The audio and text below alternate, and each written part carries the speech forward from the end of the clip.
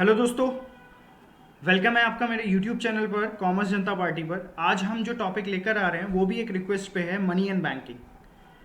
ये money and banking topic BCom honours BCom programme first year, CS foundation, CMA foundation and CA foundation सबके लिए ज़रूरी है।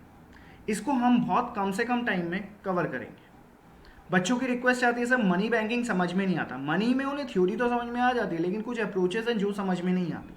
तो इसी कंसिडरेशन से बहुत क्रक्स में, बहुत शॉर्ट में इस टॉपिक को बनाया गया है। आपका कुछ ही टाइम लूँगा और उसमें ही आपका पॉइंट क्लियर हो जाएगा। इस चैप्टर को हमने दो पार्ट्स में डिवाइड किया है, मनी एंड बैंकिंग। तो आज हम पहला पार्ट डिस्कस करने वाले हैं। तो चलिए स्टार्ट करते हैं अपना पहला part, money. What is money? Money can be divided into two terms, या कह सकते हो टू कैटेगरीज में हम मनी को कह सकते हैं। आज तक आपसे मनी की डेफिनेशन पढ़ रहे थे लेकिन इस वीडियो में आज मैं आपको नियर मनी भी बता दूंगा, क्योंकि नियर मनी जो है एग्जाम में पूछ लिया जाता है और आप कहते हो सर नियर मनी क्या होता है। चलो देखते हैं। Money is what money does.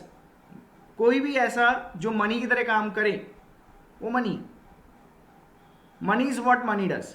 जैसे पेटीएम मनी का काम कर रहे हैं, यूपीआई पेमेंट्स मनी का काम कर रहे हैं, तो that is also money. That's why you say it as a Paytm money. Anything that is generally acceptable as a means of exchange. आपको कोई गुड्स एक्सचेंज करने, कुछ भी अगर जनरली एक्सेप्टेबल हो जाए उन गुड्स को एक्सचेंज करने के लिए। फॉर एग्जाम्पल किसी से आपको बुक लेनी है, आप मनी दे सकते हो। किसी से आपको फ्रूट्स लेने हैं, आप मनी दे सकते हो।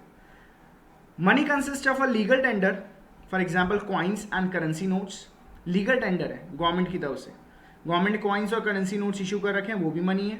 Demand deposits is also money, जो आपने बैंक में डिपॉजिट कर रखा है जिसे आप कभी भी निकाल सकते हो, वो भी मनी का काम करता है। तो मनी हमने कह दिया, ये सब मनी है। जो आपका सबसे पहले वाला आपको दिखाई दे रहा है, this is all money. Now what is the difference of money with a near money? Near money क्या होता है? कोई भी ऐसी एसेट जो हाईली लिक्विडेट हो सकती है, जिसकी डिग्री ऑफ लिक्विडिटी मतलब कन्वर्टेबिलिटी इनटू कैश बहुत ज्यादा हाई है।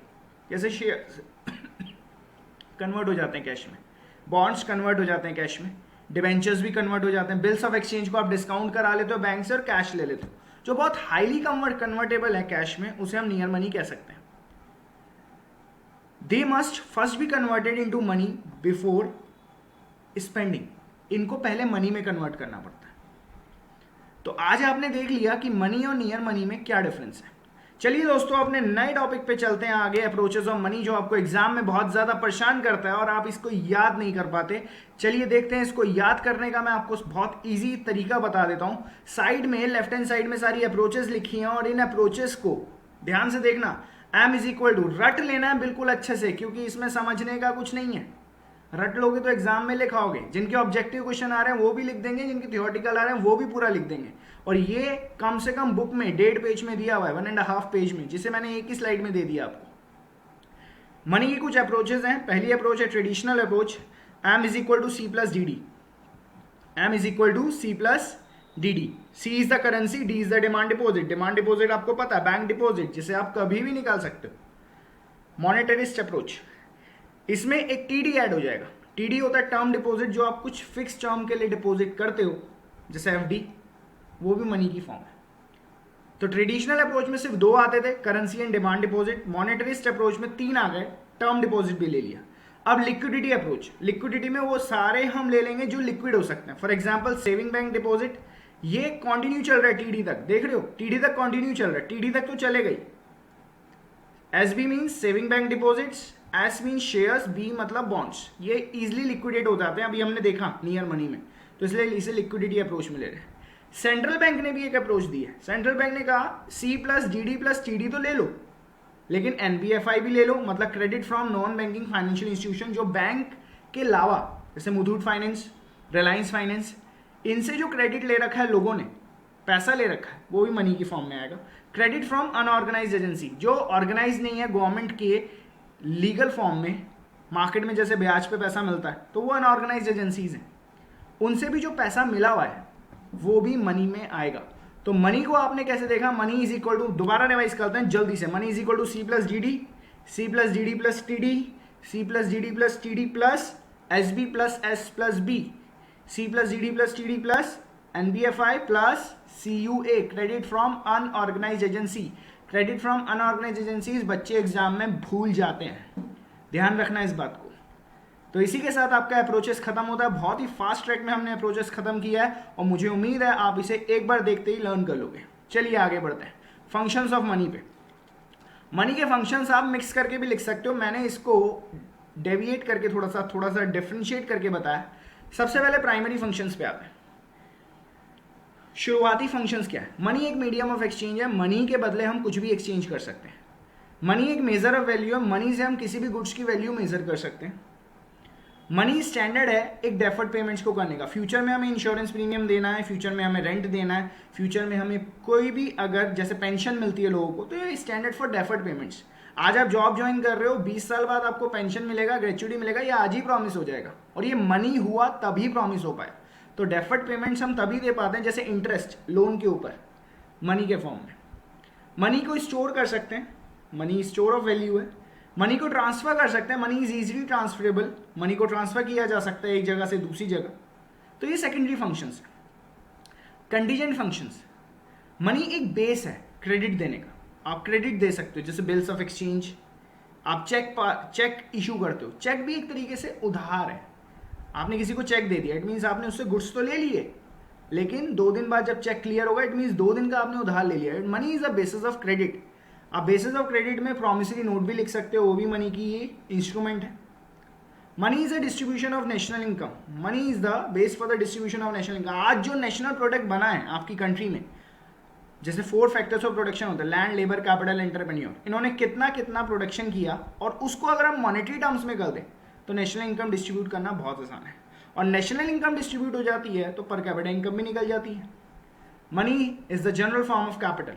मनी को कैपिटल में इंट्रोड्यूस कर सकते हैं क्योंकि जो भी आपने पैसा लगाया है, फॉर एग्जाम्पल आपने गाड़ी ली है, आपने ट्रक लिया है, आपने मशीनरी ली है, उसको हम बेच के कभी भी, ये हमारा सारा कैपिटल है, इसको बेच के कभी भी हम मनी फॉर्म में ला सकते हैं। तो money is the general form of the capital. Maximum benefit, money से आप मैक्सिमम बेनिफिट ले सकते हैं, किसी भी एसेट को कभी भी सेल करके कभी भी उसका रियलाइजेशन ले सकते हैं। तो money gives you the maximum benefit because money के सारे जो फंक्शंस हैं वो आपके सामने हैं। जनरल फॉर्म ऑफ कैपिटल को मैं दोबारा बता देता हूं, जैसे आप कैपिटल इंट्रोड्यूस करते हो तो मॉनिटरी फॉर्म में ही करते हो। तो मनी के हमने 3 फंक्शंस देखे, primary function, secondary function, contingent functions. Exam में आपको मिक्स करके लिखना है, आप मिक्स करके लिख देना। अगर आपको याद रहता है तो याद करके लिख सकते हो, लेकिन जो बच्चे ऑब्जेक्टिव पेपर की तैयारी कर रहे हैं, जस्ट लाइक सीए में बच्चे तैयारी करते हैं, सीएस में तैयारी करते हैं, सीएमए में तैयारी करते हैं, सीएमए को पहले आईसीडब्ल्यू बोला जाता था, तो उसमें जो ऑब्जेक्टिव क्वेश्चंस आते हैं वहां पे ये पूछा जा सकता है। चलिए आगे बढ़ते हैं। क्वालिटीज ऑफ गुड मनी, जैसे आपकी कुछ गुड क्वालिटीज होती हैं, you are a human being, आपकी भी कुछ गुड क्वालिटीज हैं कि आप सबसे बात कर लेते हो, आपकी लिसनिंग पावर बहुत अच्छी है। ऐसे मनी जो होता है, गुड मनी की क्या क्वालिटी होती है? बैड मनी भी होता है, मतलब जो जैसे जो पैसे बंद हो गए, मोदी जी ने जो मोनेटाइजेशन में डीमोनेटाइजेशन में पैसे बंद कर दिए, वो बैड मनी है, वो एक्सेप्टेबल नहीं है। तो money must have the general acceptability, तो वो गुड क्वालिटी है मनी की। मनी में पोर्टेबिलिटी होनी चाहिए। पोर्टेबिलिटी मतलब मनी को एक जगह से दूसरी जगह ट्रांसफर किया जा सके। मनी की ड्यूरेबिलिटी होनी चाहिए, मनी को लॉन्ग टर्म, शॉर्ट टर्म, ये कितने भी टर्म के लिए मनी को आप स्टोर कर सकते हो। मनी की डिविजिबिलिटी होनी चाहिए, मनी को आप डिवाइड कर सकते हो स्मॉल यूनिट्स में। आप 1 रुपया, 2 रुपया, 100 रुपये, 1000 रुपये, 2000 रुपये, 10,000, लाख, करोड़, आप मनी को कितने भी उसमें डेनोमिनेशन में डिवाइड कर सकते हो। मनी की सारी यूनिट्स होमोजीनियस होनी चाहिए, जैसे कि आपके करेंसी नोट्स हैं, कॉइन्स हैं, ये सारे होमोजीनियस हैं। अगर आपको लगता है कोई करेंसी नोट होमोजीनियस नहीं है तो आप उसे एक्सेप्ट भी नहीं करते। तो क्वालिटी ऑफ गुड मनी में मनी होमोजीनियस होना चाहिए। कॉग्निजिबिलिटी, इजी टू रिकॉग्नाइज, आप पहचान जाओ कि वो मनी है। आप किसी को कहते हो कि यार तुम पेटीएम लेते हो, वो उसने सुना ही नहीं कभी पेटीएम क्या होता है, तो वो मनी नहीं है, तो तब तक उसकी एक्सेप्टेबिलिटी नहीं है। तो मनी इजी टू रिकॉग्नाइज होना चाहिए। चलिए दोस्तों, अब इस क्लास को यहीं एंड करते हैं। अगली क्लास में हम इसका सेकंड पार्ट पढ़ेंगे, बैंकिंग। इसी के साथ मैं आपसे विदा लेता हूं और आपसे दोबारा, ये मेरी ड्यूटी है, कहना चाहूँगा कि कोई भी अगर डाउट आते हैं तो आप उसको कमेंट बॉक्स में लिख सकते हो, पूछ सकते हो। कोई भी वीडियो रिकॉर्ड करानी है कमेंट बॉक्स में लिख सकते हो, बता सकते हो।